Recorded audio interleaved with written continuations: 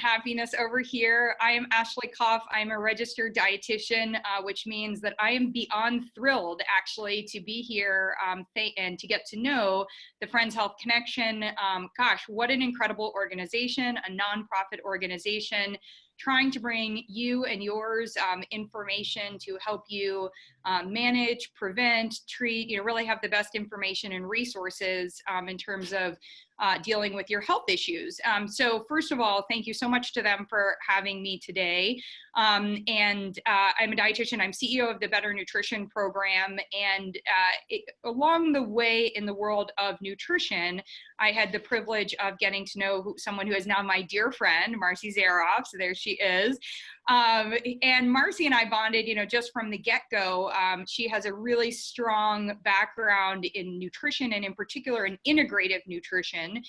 There are a lot of modifiers to the word nutrition these days, so I'm not going to get too much into that. But the whole notion that Marci and I really focus on is really thinking about how do you make better choices. And we're going to get into how we define better choices, and specifically, one of the things that Marci has really looked at is all the aspects, whether it's your food, your supplements, your fabric, which we're going to talk about, your fiber, really that whole notion of food to fiber. We tend, when we get chatting, to move pretty quickly and, kind of run around on different topics. And I want you to have that benefit today, but I also want to let everyone know that if you have any questions, don't understand something, don't understand a word, would like clarity, would like to share a comment or ask a question, please do so in the chat section. And then the other piece is, the best news about all of this is that Marci finally put pen to paper and wrote a book. I say finally because I think over her decades of work, there are so many different areas that she could have written a book on. And instead, at this point, really put one together that looks at all the different areas of how we make better choices. So Marci, I'm going to ask you to put up your book while I'm talking about you and your book. Hopefully, there you go. It's kind of, so it's ecoRenaissance, and really looking at a lifestyle guide to creating stylish, sexy, and sustainable world. And that's the whole part that I think we want to really talk about, is how to make this doable. Marci has called in that book so many different experts together. And so a lot of the information we're going to discuss today is not only what she has learned and what she practices, but also what she's learned firsthand from some of the experts and the information they share in the book. So that's a lot of introduction and talking from me. It's not going to be that way moving forward. Marci, I wanted to start off by way of introduction.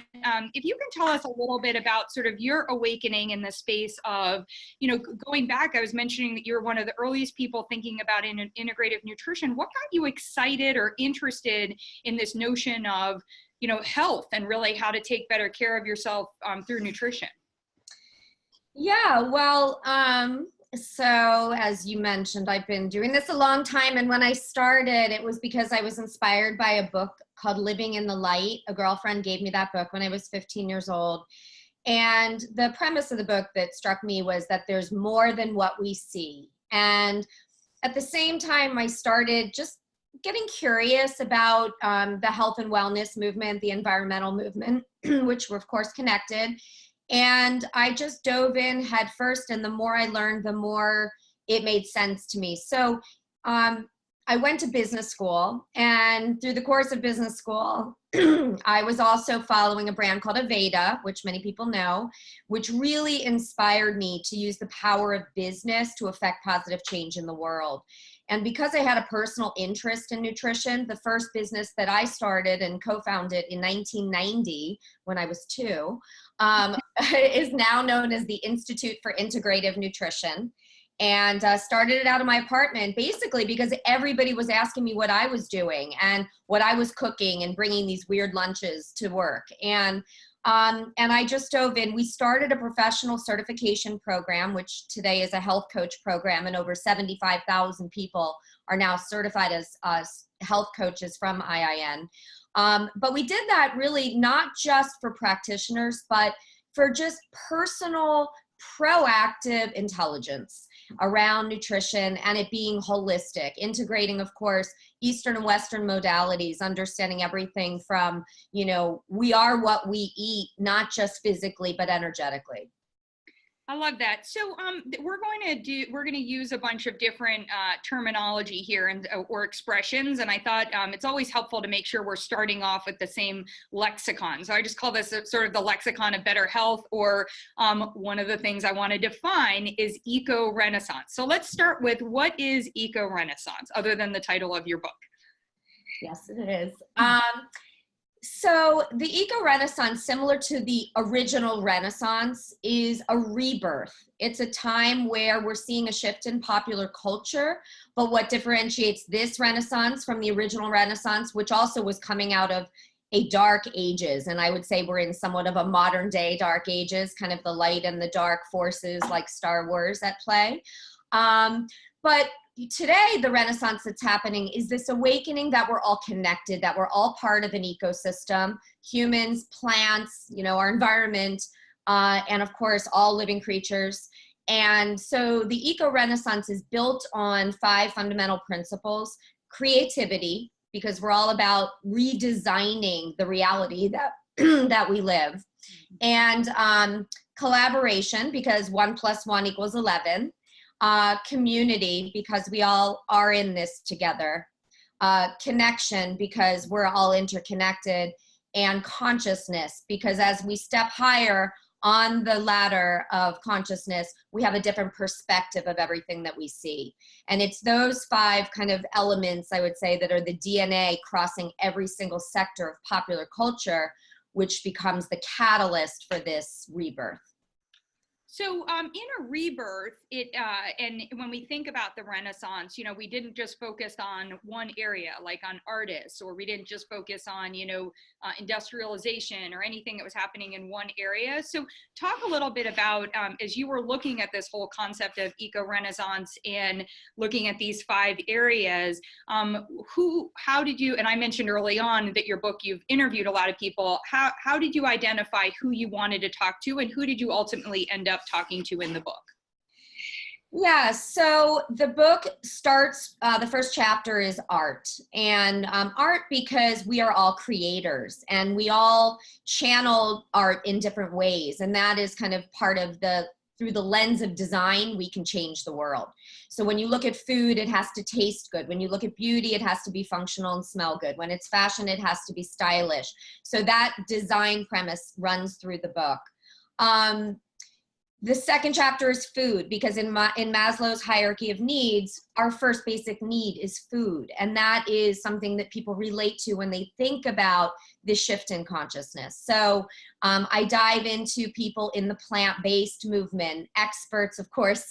You are one of my amazing Illuminartists. I call all of these people throughout the book my Illuminartists, my modern day Michelangelos, right? And then I go from food to wellness, wellness to beauty, beauty to fashion, and fashion to business, because all of these sectors in popular culture, of course, as I said earlier, are interconnected. You can't really support one without the other.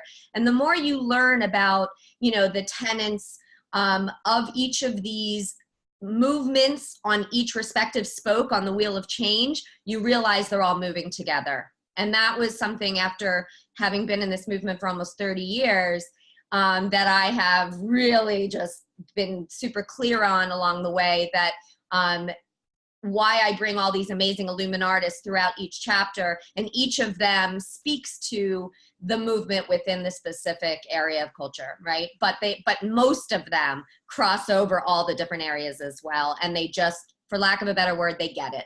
Mm. So I may be putting you on the spot here. I did not share this as an upfront question, so if you need time to think about it, we can always come back to it. But I was curious if there was any 1 or 2 tips or thoughts or anything that really stood out from you as you were putting together this really, like, such a comprehensive book. It's eco-renaissance, and interviewing all these people about how to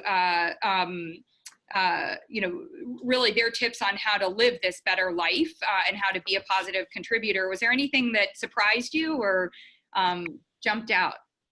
I think I've been vegetarian since I'm just before I turned 16 years old, so a long time. But I think the impacts of the meat industry in the food chapter just by doing the research for this and speaking to some of these plant-based rock stars that are just, you know, whether it's Chloe Cascarelli or Chad and Derek Sarno. I spoke to doctors, and I spoke to, you know, people like Susie Cameron, and who is a plant-based activist. And, you know, when you look at the movement within itself, I think it's not just about saving the animals. I think the impacts on the planet are so astronomical.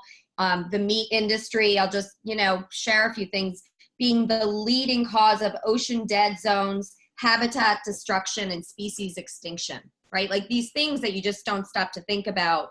And we're using, you know, animal agriculture is using 30% of the world's water, 45% of land use, and 91% of Amazon rainforest destruction is coming from the meat industry. So why that's important is, you know, there's a lot of people that have heard about Meatless Mondays.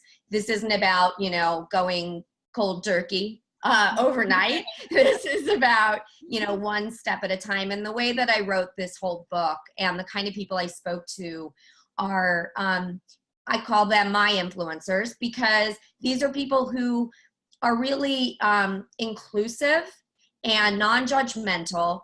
And, you know, we will meet you anywhere that you are and guide you in a user-friendly and fun, sexy, cool way. I mean, that's kind of part of this movement is it's not so scary. It's not about deprivation. It's not about sacrifice. It's about shifting your consciousness and thinking about things differently so that, you know, for people who don't smoke cigarettes, they don't look at people who do and go, oh, wow, I really wish I had that cigarette. You know, when people really start to integrate a lot of these new lifestyle choices, they start to realize how much better they look, feel on every level, to the point where they're not feeling like they're missing out in any way. And I think that's the biggest challenge for this whole movement is people feel like they have to give something up instead of shifting their perception to, I'm going to get more. Yeah, I'm going to get better, which is awesome. So you often talk about from food to fiber. And in light of what you were actually just talking about with the meat industry, I'm going to switch it and talk a little bit about from fiber to food, but have you define both of those pieces, because I think one of the interesting things is we have so much competition for clean water, as we know, and that's where I really want to get into the challenges of associated with fiber and our a lot in area where people don't tend to think on is, you know, where the clothes that you're wearing, or what you, for me, my favorite one is an organic pillowcase. You know, I spend my face spends a lot of time on that pillow. But one of the things I think is really interesting is, as you talked about the meat industry, there's no question that it is the current meat industry. And sometimes we need a revolution or a renaissance to clean things up, you know, and I think what you were saying, and somebody asked a question in here is, do you have to be vegan for it to be a sustainable lifestyle? I think we're both talking about plant-based. I have at the Better Nutrition program, we have the Better Plant-Based Guide. And the goal is actually to help people make better plant-based choices, because we all know that foundation collectively will have a better outcome globally. So let's talk about plant-based as opposed to vegan for a moment, but really talk a little bit about one of the issues of what is affecting our food is just how bad our fiber and our clothing creation, I don't even know, development, you know, the whole process of making fibers today, just what it's contributing to from a pollution standpoint. Yeah, so, you know, the world now consumes over 80 billion new clothing items per year, which is 400% more than just 2 decades ago. And today, you know, the fashion industry is actually one of the largest polluters in the world. You'll see statistics from second largest next to coal to maybe 5th largest, depending on what you bucket into the impacts. But almost 10% of the world's carbon footprint is coming from the fashion industry. 20% of the world's industrial freshwater pollution is coming from the textile treatment and dyeing plants. Over 3 trillion gallons of water being used, over 1 trillion kilowatt hours of energy. And then there's the whole social justice and the social impact. So altogether, the fashion industry is one of the most wasteful and most destructive industries out there. So when you look at Maslow's hierarchy of needs, what is our next basic need after food? Well, it's shelter, it's clothing. And so that was my evolution into fashion, into fiber. And when you look at nature and you look at agriculture, food and fiber crops are actually growing side by side. So if a third of the garments that we're producing around the world are made from cotton today, cotton, 60% of that plant is actually going into the food stream. It's going in for seed for dairy products, feed, is in using cottonseed, as well as cottonseed oil, which goes into tons of breads and snack products if you start to read the ingredient labels in your supermarkets. And cotton is the most heavily sprayed industry in agriculture. So while maybe 3% of the world's agriculture is cotton, almost 20% of the most harmful insecticides and the most toxic pesticides, up to 10% of the most toxic pesticides, are being used on the cotton industry. So when I woke up to that information, it was kind of like, whoa, I'm conscious about organic food. How come I don't know anything about organic cotton? And I think that's really been, you know, a big driving force for me, is creating that interconnection and that link and that understanding that the basis of organic agriculture, of course, is crop rotation. So we can build the soil and protect the soil. And so cotton is a very important crop in that rotation. And so as you start to learn more, both from the agricultural level, at the, you know, chemical inputs level, and at the human health level, in that the skin is the largest organ in our body, and it's our primary organ for absorption. So it's not just what we put in our bodies that matters, it's what we put on our bodies, right? Because we're sitting and wearing cotton sometimes 24/7 when you really look at the sheets you're sleeping on, towels, robes, your jeans, your t-shirts, your sweaters. I mean, and if you think about the magnitude and multitude of chemicals going into not just the growing, but the production of conventional cotton, can make a huge difference. Yeah, I was even going to add to the list feminine hygiene products. I mean, from, you know, such a young period of time. And I think it's important to remind everyone with that insecticide and where you were talking about those pollutants, we often think about eating organic food as a way to reduce our exposure to those things. So for the person that's asking the question about an organic diet, you know, I think this is a great opportunity to talk about why you look at your food, but remember those pesticides and insecticides run off into the water. And so that's where we're talking about. Last night I was doing an interview on medicinal mushrooms in China, and they were saying that the Chinese, you know, the origin of Chinese medicine, using these mushrooms for medicine, are now sourcing from the US because they have such concerns about the water, and the mushrooms would be growing off of the water. So I think we really, you're really the first that I've ever heard, you know, link this food to fiber or fiber to food, this cycle of what's getting used. So we've done a lot of talking very like, this is the problem. There's a lot of stuff that's the problem. One of the things that I love about you is you never focus on the problem. You start with solutions. And so what I'd love to do now is really talk about those better choices. And I thought what we could do is kind of go around our typical day and think about our home. I mentioned your bedroom, your pillowcases, your bathroom, you know, moving into your closet, coming into your kitchen. So I'd love to, you know, in thinking about that whole notion, it's felt for a long time like there were these compromises, like better for you fashion might not like actually work if it was a sports bra, or might not look good, right? Better for you, you know, skincare might not actually, like deodorant might not actually help you with the smells. But I think we've really advanced. So I'd love to hear from you what your recommendations are, and especially coming back to the book, what the overarching recommendations of the ecoRenaissance are in terms of how should people take steps forward in each area of their lives to make those better choices? Yeah, no, absolutely. And I, in each chapter of the book, I go into a lot of action items and guidance to really share not only, you know, things you can do, but brands to look out for, blogs, podcasts, books, other things to use as resources. So I'll just say that, you know, kind of point number one is read labels. I think people have taken for granted for most of their lives that, you know, everything that's in a product must be safe or it wouldn't be on the shelf. And there are a lot of products on the shelves in this country, in America, that are not would not be allowed on the shelves in other countries.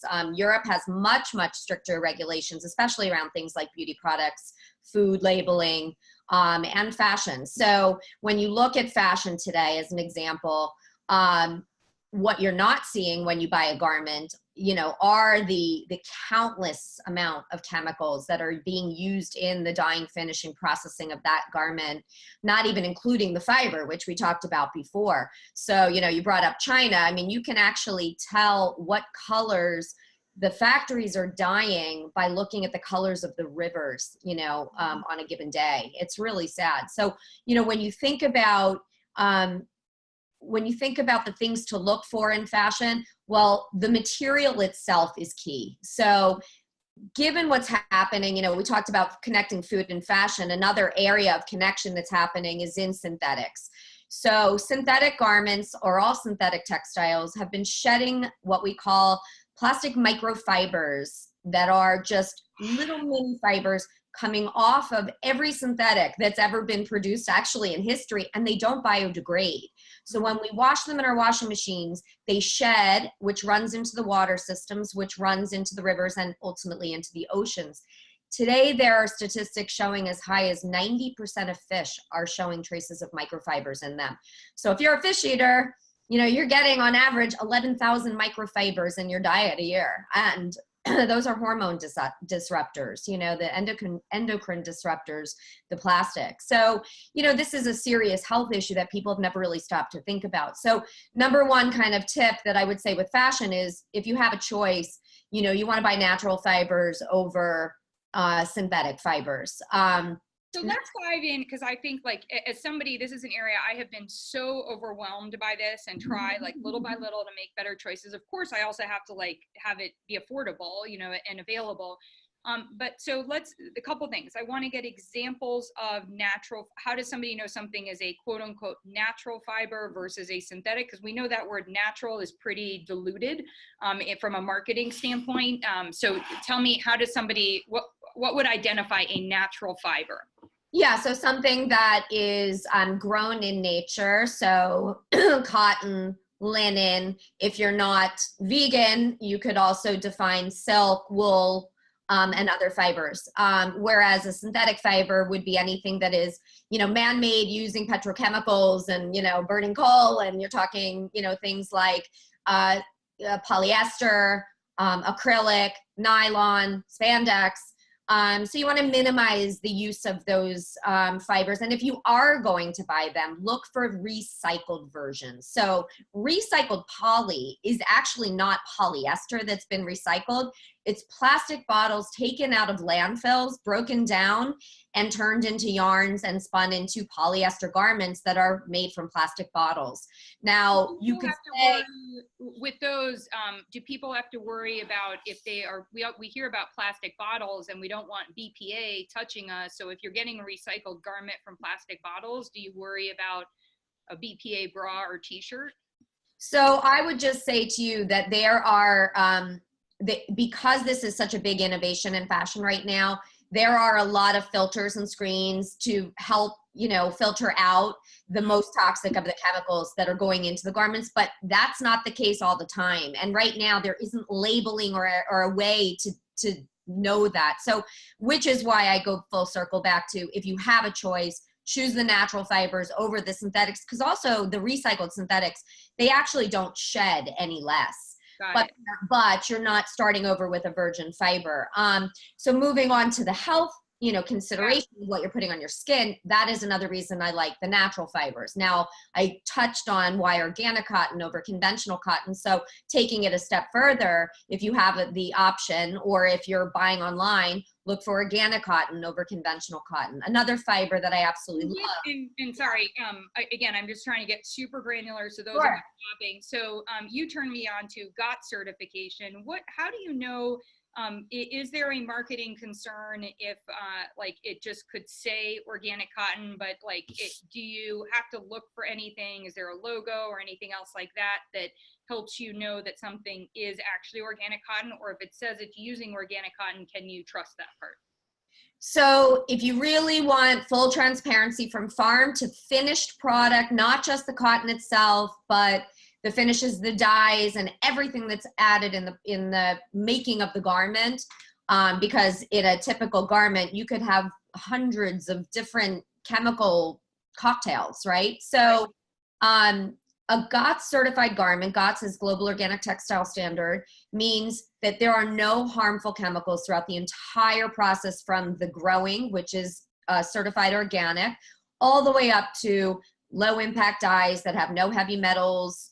They have no formaldehyde, no acetone, there are no optical brighteners, there are no chlorine bleach, things that actually are harmful in the processing. So a GOTS certified textile is kind of your platinum standard for that confidence of knowing you're buying a truly organic garment, or home textile for that matter too. So let's talk one other thing. I think country of origin is really interesting when it comes to fibers. I was told, and I will be wrong if I just try to communicate it, so I'm asking the expert, but that what is on the tag may not be telling me the story of my sweater, in terms of if it said like made in China or made in the USA or that sort of a thing. And so what's the best way to understand the life cycle of your fabric if you're looking for things like, if it matters to you and you're trying to choose organic or you're trying to choose grown in the USA or those sorts of things? I'm a big advocate of certifications, and some of the certifications that I like to see are GOTS if it's organic, a cradle to cradle certification if you're looking at the material health, material reuse, water stewardship, renewable energy, and social justice, fair trade certification if you're looking for fair trade and social justice. There's also certifications like Okotex, which means there are no toxic chemicals added at the finished garment level, but it doesn't talk about what the fiber is necessarily, right? And Blue Sign, which is another one that looks at the chemicals that are added. Great. And again, just reminding everyone, and if you're just popping in or you popped in and popped out, I'm talking with Marci Zaroff, author of ecoRenaissance. I'm Ashley Koff, registered dietitian at the Better Nutrition Program. And we are talking tips to help you in all aspects, whether you're trying to stay healthy or you're trying to improve your health, to really think about all the different ways that the better choices that you can make that affect your health. So I'm going to transition. We were just talking about fiber and really the link between what we put on our body, but also the link between textiles, fibers, and their impact on our food system. But I want to shift direction to another area. You know, we apply things to our body, especially our face and our deodorant and things like that, more often in the day than, you know, it's at least 2 times a day, if not more than that, every day of our life. And I think especially too with children today, we really are impacting, because we know early life has exposure to things has such an impact on your body's foundation and how your health will be later on. I really want to dive into this. And a few years ago, well, actually it's been over a decade now, I was lucky enough to have a neighbor and meet a couple of women who really changed my life. And I did not wear makeup. When I sort of started to understand what was in skincare, I decided not to. And one of them saw me on TV and said, "You're really pretty, except for when you're on TV without makeup." So I was like, yeah, but there isn't anything, you know, in this space. And how do you do all of this? And so today, that's Christy Coleman, who is a makeup artist for Beauty Counter, and then later went on to meet Greg Renfrew, who I think is one of your Illuminartists in the book. Okay. Yes. So, one of the things that you mentioned in passing at the beginning of this is that the European Union, or in Europe, they have many more restrictions on ingredients that could be in beauty and skincare. I think it's something to the tune of 1,700, as opposed to in the US, we only ban or restrict 11 or 17, something crazy. Yep. So let's talk a little bit about how do you make better choices.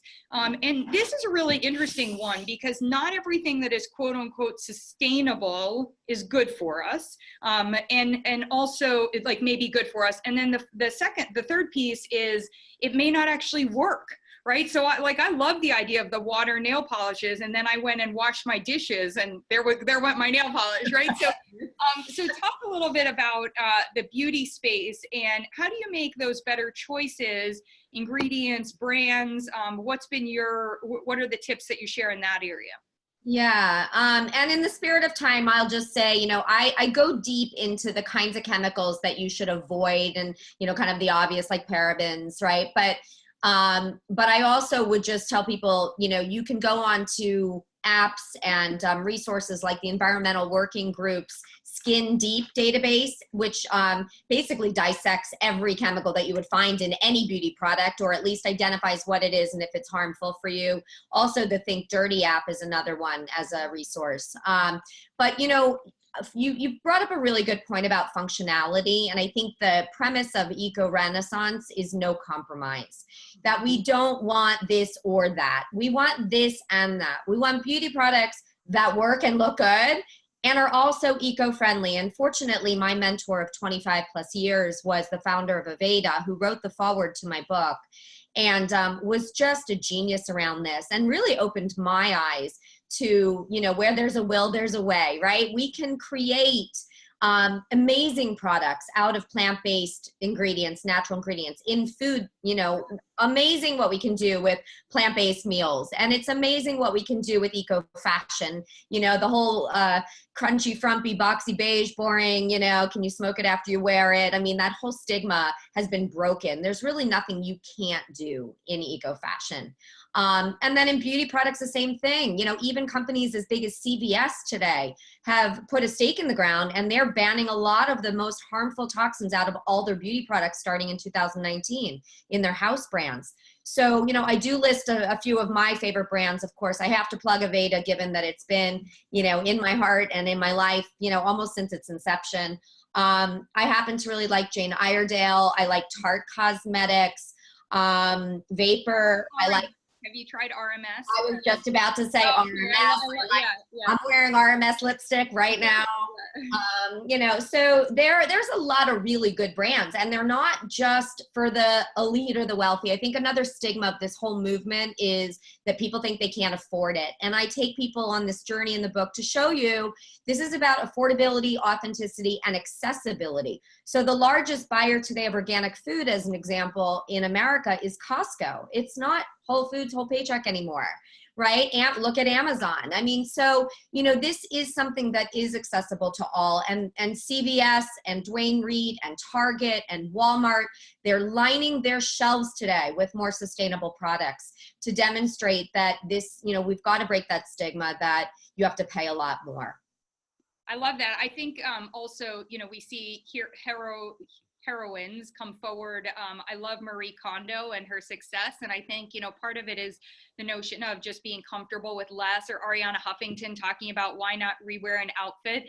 I so long for the days where I actually wore a school uniform so that like I could express my individuality with aspects, but like not have to deal, you know, in totality. So I think for anyone who's watching that feels like this is really stressful, you know, one of the things that, and Marci, I'll just embarrass you and ask you to hold up your book again, but one of the things I think is so great about this book is it's not a cover to cover where you need to go through and say, okay, and make this list of like, here's everything I need to change today. And I think you'll also, as you go through and read and get to know the influencers that she's talking to, those Illuminartists, you'll also see that for many of them, this has been their journey, right? And we're all on this journey together. So please don't feel overwhelmed. I also want to just make sure that you know where you can get more of these great tips if you want things in bite size. So Marci Zaroff at Instagram, and also ecoRenaissance on Instagram and on Facebook and on Twitter.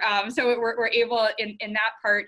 And I thought maybe what I would ask in conclusion, I have a couple in my mind I thought we could share some of our favorite innovations or products or brands or things that we're excited about that we think are really, you know, sort of sum up that eco-renaissance moment, and then we'll leave it. Yes.